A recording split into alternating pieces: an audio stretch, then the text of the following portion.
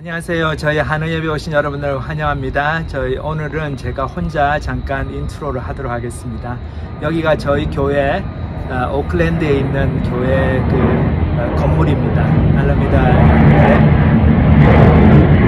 여러분들 보시면 알겠지만 오클랜드 공항이 가까이 있어가지고 비행기 소리가 자주 나지만 여기 있다 보면 또 익숙해집니다. 제가 여기 자주 오는데 교회 여러 가지 이제 목회자들 모임이 있고 그러니까 그래서 올 때마다 참 감회가 새롭고 지금은 저희가 시카고에서 사역하고 있지만 그래서 오늘 잠깐 저희가 이제 몇 주 전에 크리스천 사역자 컨퍼런스에 가가지고 저희 어떤 목사님으로부터 들은 말씀 잠깐 나누겠습니다. 이 목사님 하시는 말씀이 우리가 정말 하나님께서 이렇게 지상 사명을 주셨는데 Great Commission 예수님께서 승천하시기 전에 너희는 가서 모든 족속으로 제자를 삼아 아버지와 아들과 성령의 이름으로 침례를 주고 내가 내게 분부한 모든 것을 가르쳐 지키게 할지어다. 보라 내가 세상 끝날까지 너희와 항상 함께 있으리라. 그렇게 말씀 주셨는데 왜 이렇게 Great Commission 그 예수님의 대위임 이 지상 사명을 감당하지 못하는가? 왜 너무나 크리스천들이 이렇게 서베이를 해보면은 설문조사에서 이 Great Commission이 있다는 걸 성경에 있다는 거를 모르는 크리스천들이 90%가 넘고 한 70%인가요? 그렇고 실제로 이렇게 제자 삼는 사역을 살고 있는 크리스천들 숫자가 뭐 5% 전체 크리스천들 5%도 안 된다고 그럽니다. 그래서 왜 그렇게 됐나 생각해 보니까 그 목사님 하신 말씀이 저희가 하루하루 살면서 이 네 가지 단어를 많이 생각하고 산대요. 목사님 스스로 자기의 삶을 받아 아침에 일어나면 눈 떠가지고 화장실 가기 전에 딱 제일 먼저 체크하는 게 내가 투자한 뭐 이런 은행 뮤추얼 펀드나 이런 뱅크 어카운트에 세이빙 어카운트에 돈이 의자가 많이 올랐나 돈이 많이 더 불었나 맨날 바뀌는 것도 아닌데 그것부터 체크하고 그러니까 저희가 돈에 관심이 많죠. 세이빙 그 다음에 이제 아침 먹으러 내려가가지고 아이들 보면은 아이들 한 사람 한 사람 껴안아주면서 safety 너희들 안전하게 그저 아이들 안전하게 건강하게 잘 자라고 좋은 학교 가고 또 거기에 신경이 많이 가 있고 이제 그 다음에 이제 회사에 가서 일하면은 이 레주메 그렇죠 이력서 내가 이력서에 넣을 수 있는 그런 많은 일들을 하고 있는가 그래서 내 직장에서 일 잘하는 거 거기에 또 관심이 다가 있고 또 이 직장에서 열심히 일하고 집에 오면은 이제 릴렉스 이제 좀 쉬어야지 하루 종일 열심히 일했으니까 좀 넷플릭스 텔레비 보면서 코리안 드라마 보면서 쉬어야지 그래서 릴렉스 그 단어에 또 초점이 가요. 그러다 보니까 우리가 예수님 주시는 지상사명 Great Commission을 감당하는 삶을 살지 못한다. 참 그 말씀 하시는데 너무 공감이 가는 말씀입니다.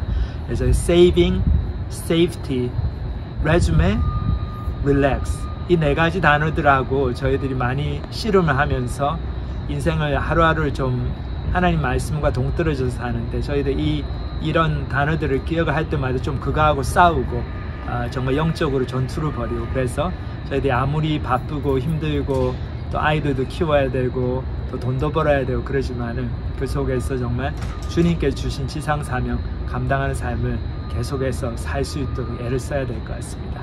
그래서 오늘 또 저희들 찬양 한 곡 듣고 부르고 오늘 오래간만에 우리 김영재 형제님 버스턴에서 한국으로 가시기 직전에 한국을 한 2-3주 방문하는데 한국 가기 직전에 말씀을 녹음했습니다. 저희들 하나님 말씀 같이 듣도록 하겠습니다.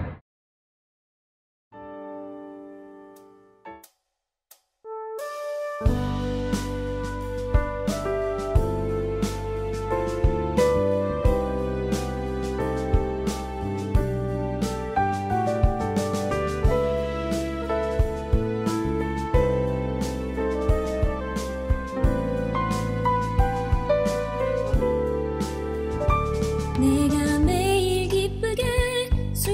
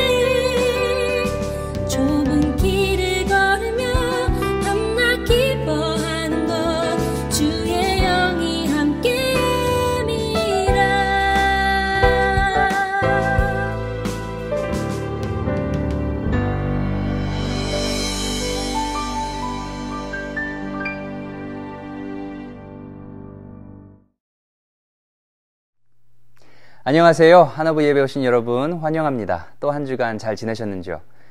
올 여름에는 저희가 마태복음과 누가복음을 중심으로 예수님과 뜻깊은 만남을 가진 사람들을 중심으로 저희가 공부하고 있습니다. 지지난주에는 삭개오, 그리고 지난주에는 나인성의 과부가 예수님을 만난 이야기를 김철현 전도사님과 같이 살펴봤습니다. 오늘 본문 마태복음 15장에서는 가나안이라는 사람이 예수님을 만나게 되는데, 이제 가난한 여인이 아니고 가나안 지방에서 온 여인입니다. 이제 마태복음 15장 21절부터 28절 내용인데, 예수님께서 평소 사역하시던 유대 지방으로부터 멀리 떨어진 이방 땅으로 가시는 장면부터 이제 시작을 합니다. 이제 바로 거기서 가나안 여인을 만나게 되죠.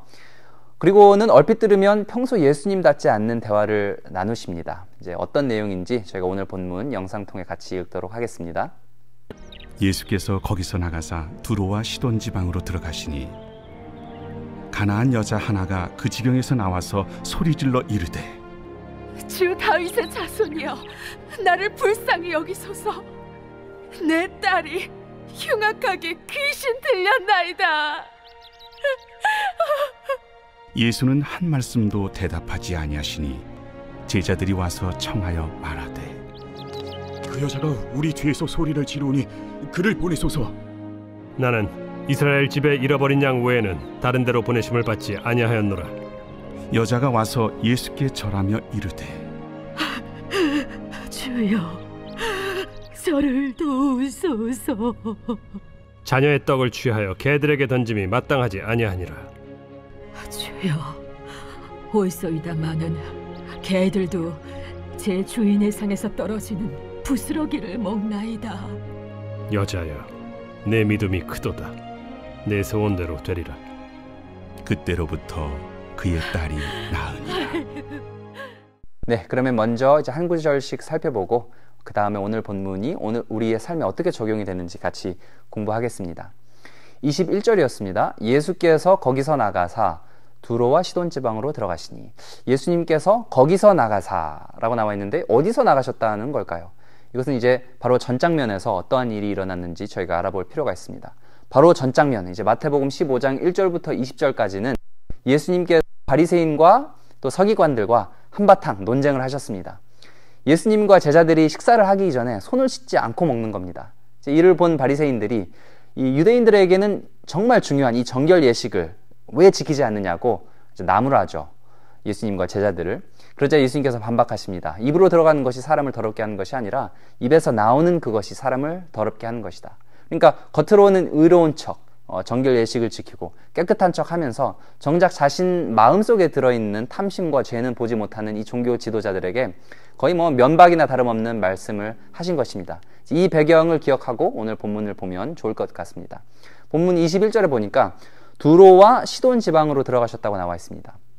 두로와 시돈은 예수님께서 평소 사역하시던 유대 지방, 갈릴리 지방으로부터 북서쪽으로 수십 킬로를 가야 있는 이방 지방입니다.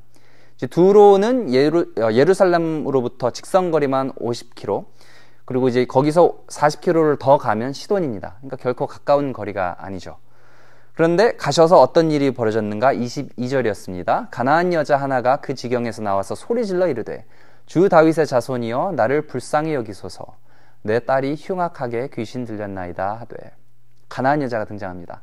이제 유대인들에게 있어서 가나안은 좋게 볼래야 좋게 볼 수가 없는 민족입니다. 구약에 보면 가나안은 이스라엘에 있어서 진멸의 대상이자 적이었죠. 이제 마가복음 7장에 이제 등장하는 이 평행 본문에서는 이 여자를 가나안 여인이 아니라 수로보니게 여인이라고 하고 있습니다. 이제 수로보니게는 수리아와 페니키아의 합성어인데, 이제 수리아는 로마 통치 아래에 있었던 지역, 즉 헬라 문화권, 로마 헬라 문화권 아래에 있는 지역이었죠. 또한 시돈과 두로는 이제 구약 성경에 많이 등장하는 바알신, 이제 우상신인데 이 우상신의 고향이기도 합니다. 그러니까 민족적으로는 가나안 출신, 또 정치 문화적으로는 로마와 헬라 사상에 젖어 있는 이방 땅, 온갖 우상 숭배가 팽배해 있었을 이 이방 땅에서 온 이방인 여인, 유대인들이 딱 싫어할 만한 배경의 여인이 지금 예수님을 찾아온 것입니다. 왜 찾아왔나? 흉악하게 귀신 들린 딸을 어찌해 볼 도리가 없어서 예수님을 찾아왔습니다. 이 여인이 자신의 딸을 치유하기 위해서 이방신, 로마신들에게 먼저 안 데려가겠습니까? 이제 다 가고도 안 되니까 벼랑 끝에 몰린 심정으로 예수님 앞으로 찾아오지 않았을까 싶습니다. 그리고는 예수님께 소리 지르듯 간청합니다. 22절이었죠. 가나안 여자가 그 지경에 나와서 소리 질러 이르되 주 다윗의 자손이여 나를 불쌍히 여기소서 내 딸이 흉악하게 귀신 들렸나이다 하되. 주 다윗의 자손이라고 예수님을 부릅니다. 이제 이것은 유대인들이 장차 올 메시아를 지칭할 때 썼던 말이지 이방인 여인의 입에서 나올 말은 아닙니다. 그런데 이제 이 여인이 예수님과 유대교에 얼마나 알고 있었는지는 모르지만 이제 어느 정도는 알고 있는 것 같아요. 이제 비록 자신은 이방인이지만 예수님을 믿고 예수님에게 희망을 걸기로 했던 모양입니다. 그런데 예수님의 반응은 어떻습니까? 23절이었죠. 예수는 한 말씀도 대답하지 아니하시니 제자들이 와서 청하여 말하되 그 여자가 우리 뒤에서 소리를 지르오니 그를 보내소서. 그러니까 예수님께서는 한마디도 하지 않으셨습니다. 평소 예수님답지 않은 행동이죠. 지금까지 수많은 병자들과 귀신 들린 사람들을 거리낌 없이 도와주셨던 예수님께서 왠지 모르게 오늘 본문 이 여인에게만큼은 대꾸도 안 하십니다. 그러자 이제는 제자들이 예수님께 와서 간청하죠. 제자들이 와서 청하여 말하되 그 여자가 우리 뒤에서 소리를 지르오니 그를 보내소서. 한마디로 시끄럽다는 소리입니다. 저 여자가 처한 상황이 어떤지는 모르겠지만 우리에게는 지금 너무 시끄럽습니다. 저 여자 좀 쫓아내 주십시오. 그러자 예수님께서 대답하십니다. 24절이었죠. 예수께서 대답하여 이르시되 나는 이스라엘 집에 잃어버린 양 외에는 다른 데로 보내심을 받지 아니하였노라 하시니, 즉 나는 이방인들이 아니라 이스라엘, 즉 유대인들에게 보내줬다. 지금 나의 관심은 이방인들에게 있지 않다. 이 말씀이죠. 되게 냉담하고 차갑게 느껴지는 말입니다. 그러자 여인의 반응이 어떻습니까? 25절이었습니다. 여자가 와서 예수께 절하며 이르되 주여 저를 도우소서. 전까지는 이제 뒤에서 계속 소리를 지르며 간청을 했다면 이제는 예수님 앞까지 옵니다. 낙담하고 집으로 돌아가는 것이 아니라 오히려 더 적극적으로 예수님 앞으로 나아오죠. 그러자 예수님께서는 뭐라고 대답하시는가? 26절이었습니다. 대답하여 이르시되 자녀의 떡을 취하여 개들에게 던짐이 마땅하지 아니하니라. 일종의 수수께끼 같은 말씀을 하십니다. 자녀는 뭐고 떡은 뭐고 개는 뭘까요? 자녀는 이스라엘 민족, 유대인들을 뜻하죠. 떡은 바로 예수님 자신 혹은 예수님께서 행하셨던 치유 사역을 뜻합니다. 이제 마지막으로 개는 이방인들, 즉 이 가나안 여인과 같은 사람들을 뜻합니다. 이제 당시 유대인들은 이방인들을 흔히 개라고 불렀습니다. 이제 그만큼 그들을 싫어하고 깔봤다는 말이겠죠. 이제 헬라어로는 퀴온이라는 단어인데 오늘 본문에서 한국말로 번역된 이제 개라고 번역된 단어와는 좀 다릅니다. 실은 이제 들개를 뜻하는 퀴온은 들개를 뜻하는 단어고 그 단어의 축소형인 명사 퀴나리온을 예수님께서 쓰셨습니다. 그러니까 우리말 어감으로는 집에서 키우는 강아지 정도가 되겠습니다. 그래도 어쨌든 자녀의 떡을 취하여 강아지에게 던짐이 마땅하지 아니하다. 아까 이제 24절 말씀, 나는 이스라엘 백성에게 보냄을 받았지 다른 사람에게로는 보내짐을 받지 않았다. 이런 되게 비슷한 말씀인데 이제 그보다는 좀 더 기분 나쁘게 들을 수 있는 말입니다.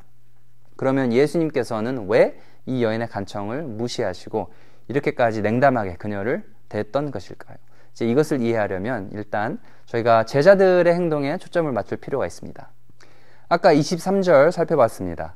하도 소리를 지르면서 간청을 하는데 예수님께서는 거들떠도 보시지 않으니까 제자들이 저 여인 좀 어떻게 해달라고 하는 장면이었죠. 저 여인을 그냥 돌려보내라는 건지 아니면 얼른 손을 들어줘서 애나 이거나 먹고 좀 떨어져라 라는 투로 보내라는 건지는 모르겠지만 제자들에게 이 가나안 여인은 그저 빨리 없어져 줬으면 하는 사람일 뿐이었습니다. 한 여자는 자신의 딸이 귀신 들려 절체절명의 위기 가운데 예수님께 이제 간절한 마음으로 요청을 하는데 예수님과 함께했던 제자들은 그냥 그 여인이 시끄럽다고만 생각을 했습니다. 어쩌면 24절, 26절에 있는 잃어버린 어린 양 외에는 보내심을 받은 적이 없다. 자녀들의 떡을 취하여 개들에게 던짐이 마땅하지 아니하다. 이 말은 예수님께서 하신 말씀이지만 어떻게 보면 제자들의 마음에 있는 것을 예수님이 대변하는 말씀이라고도 할 수 있겠습니다. 이 말을 들었을 때 제자들이 생각했겠죠. 야, 정말 속이 시원하다. 예수님께서 내가 꼭 하고 싶은 말을 하시는구나. 이렇게 생각을 했을 것입니다. 물론 예수님께서 그 말을 하신 이유가 분명 있습니다. 하지만 제자들이 생각하는 것처럼 이제 이방인, 이 여인을 깔보고 하찮고 귀찮게 여기는 그런 심정으로 이 말씀을 하신 것이 결코 아닙니다. 하지만 도움을 구하는 남의 목소리가 나에겐 그저 시끄러움으로 들렸던 제자들에게는 야, 네가 뭔데 계속 우리를 자꾸 이렇게 귀찮게 하느냐. 예수님은 우리 유대인들을 위해 오셨지 너희 같은 이류 시민들을 위해 오신 것이 아니야 라는 그런 마음이 더 우러러 나오게 할 뿐이었습니다. 이제 15장 전반부에 예수님께서 겉으로는 의로운 척, 깨끗한 척 하면서 정작 자신 마음속에 들어있는 탐심과 죄는 보지 못하는 종교 지도자들, 그 사람들과 한바탕 논쟁을 벌이셨다고 말씀드렸습니다. 그런데 따지고 보면요, 제자들도 그들과 별반 다르지 않았습니다. 바리새인들과 종교 지도자들은 그들 나름대로의 기준으로 제자들을 불결하다고 칭하고 배척했을 뿐이고, 이제 제자들은 또 그들 나름대로의 기준대로 이방인들을 불결하다 칭하고 배척할 뿐입니다. 그렇기 때문에 도움을 청하는 이 가나안 여인의 목소리도 그들에게는 그저 시끄러움으로 들렸지 않겠습니까? 네, 그러면 우리는 어떻습니까? 우리는 어떠한 기준으로 나의 우월감과 의로움을 드러내고 남과는 벽을 쌓습니까? 나의 도움을 요청하는 남의 목소리가 나에게는 그저 귀찮고 시끄러운 것으로 들리지는 않습니까? 저희가 제자들을 보면서 해볼 수 있는 자기 성찰인 것 같습니다. 네, 그러면 예수님께서는 왜 처음에 가나안 여인의 간청에 한마디 대꾸도 하지 않으셨던 것일까요? 저는 이렇게 한번 생각해 봤습니다. 이제 만약 예수님께서 이 여인의 간청을 처음에 그냥 딱 들어주시고 그녀를 곧바로 집으로 보냈다면 어땠을까? 이제 가나안 여인은 고맙다는 말을 연발하며 집으로 돌아갔겠죠. 또 그런데 이제 제자들은 이랬을 것 같아요. 아이고 저 운 좋은 이방 사람. 그래도 우리 스승님이 워낙 자비가 많으신 분이니까 역시 우리 예수님 최고야. 그냥 이렇게 이런 비슷한 많고 많은 에피소드 중 하나로 끝날 수도 있었을 것입니다. 그런데 예수님께서 처음에 일부러 그녀를 무시하듯 한 태도를 보이셨기 때문에 오늘 본문과 같은 특별한 에피소드가 탄생하지 않았나 싶습니다. 나는 이스라엘 집에 잃어버린 양 외에는 다른 데로 보내심을 받지 않았다. 자녀의 떡을 취하여 개들에게 던짐이 마땅하지 아니하다. 무슨 말씀을 하고 싶으셨던 걸까요? 이제 1차적으로는 자신이 이 땅에 오신 목적을 설명하고 계십니다. 먼저는 이스라엘 백성을 위해 오셨다는 것입니다. 이것은 사실입니다. 이스라엘 백성만이 더 이쁘고 특별해서가 아니라 하나님의 구원 계획은 항상 온 인류를 포함하고 있지만 그 구원 계획이 실행되는 데 있어서는 이스라엘이라는 특정한 족속을 사용하고자 하는 하나님의 섭리 때문에 그렇습니다. 물론 이것은 단지 유대인으로 태어났기 때문에 구원받는다는 뜻이 아닙니다. 구원은 전적으로 하나님의 은혜에 달려 있습니다. 유대인으로 태어난 사람 중에서도 하나님을 제대로 알아보지 못하고 예수님을 십자가에 못 박은 사람들도 있죠. 한편 이방인들 중에서도 하나님과 올바른 관계를 통해 구원을 받은 사람들이 여럿 있습니다. 하지만 모든 것에 순서가 있듯 하나님의 오묘한 구원 계획은 일단 예수님의 복음이 유대인들에게 주어지고 이 유대인들을 통해 모든 이방인들이 복음을 듣는 것이었습니다. 이제 바로 그 순서를 따라 이제 초대교회를 통해 복음이 이방 땅에 전해졌고 결국에는 저희에게까지 이제 복음이 전해진 것이죠. 예수님께서 알아보고자 하신 것은 바로 우리가 이 구원 계획의 섭리를 들었을 때 어떻게 반응하는가입니다. 이제 만약 우리 반응이 야 그런 게 어딨어? 그건 불공평해. 하나님께서 나도 똑같이 먼저 구원해 주셔야지 라고 한다면 그것은 하나님의 은혜를 올바로 이해하지 못하는 사람의 반응일 것입니다. 여러분, 은혜가 무엇입니까? 은혜가 무엇입니까? 이것이 바로 오늘 본문의 핵심입니다. 유대인이건 이방인이건 우리가 하나님 앞에서 하나님, 내가 이렇게 열심히 살았습니다. 열심히 신앙생활했습니다. 그러니까 내가 원하는 것 내놓으십시오. 이렇게 말할 수 있는 사람은 아무도 없습니다. 하나님께서는 우리 어느 누구에게도 빚을 지지 않으셨습니다. 이제 오히려 우리 모두는 하나님 앞에 선 죄인입니다. 마땅히 받아야 할 것은 심판밖에 없기 때문에 구해야 할 것은 실은 하나님 은혜밖에 없습니다. 가나안 여인이 대답하죠. 여자가 이르되 주여 올소이다마는 개들도 제 주인의 상에서 떨어지는 부스러기를 먹나이다 하니. 그러니까 이런 뜻이죠. 주님 옳습니다. 자녀의 떡을 개들에게 주는 것은 이치에 맞지 않습니다. 상에 음식이 있는데 먼저는 자녀들에게 주는 것이 옳죠. 다른 사람은 몰라도 저는 개가 맞습니다. 제가 만약 떡을 먹는다면 그것은 전적으로 하나님의 은혜 덕분이지 제가 잘나서가 아닙니다. 이 말을 가나안 여인은 하고 있습니다. 이 가나안 여인은 자신의 주제를 알았습니다. 바리새인들은 자기 의에 빠져서 자신들이 처한 영적 곤경을 알지 못했습니다. 제자들 또한 유대인이라는 민족의식 때문에 자신들이 처한 영적 빈곤을 올바로 직시하지 못했습니다. 오늘 본문에서 자신의 주제를 제대로 알고 있는 사람은 이 가나안 여인 한 명뿐이었습니다. 이 여인은 이해하지만 우리는 이해하지 못하고 있는 것은 무엇입니까? 바로 하나님의 은혜일 수도 있습니다. 내가 하나님 앞에서 정녕 어떤 사람인지를 잘 모르는 사람은요, 조금만 내 일이 내 마음대로 안 풀려도 짜증을 내고 내가 생각하기에 나는 마땅히 누려야 할 복을 누리지 못하면 화를 냅니다.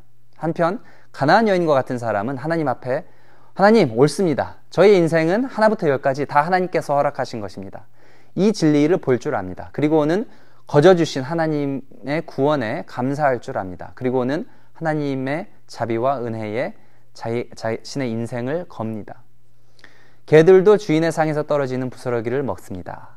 하나님께서 저에게 은혜를 베푸셔도 손해볼 것이 없습니다. 저를 불쌍히 여겨주세요. 바로 이 답변을 끌어내기 위해서 예수님께서는 처음에는 침묵하시고 그 다음에는 24절, 26절과 같은 말씀을 하셨던 것 같습니다. 이제 제자들로 하여금 진정한 믿음은 무엇인가? 진정한 그런 믿음의 순 모습을 보게 하신 예수님께서 이제 28절에 이렇게 계속해서 말씀하시죠. 이에 예수께서 대답하여 이르시되 여자여 내 믿음이 크도다. 내 소원대로 되리라 하시니 그때로부터 그의 딸이 나으니라. 이제 예수님께서 오늘 본문 에피소드를 통해 결국 하시고 싶으셨던 말씀은 바로 이 말이 아닌가 싶습니다. 내 믿음이 크도다.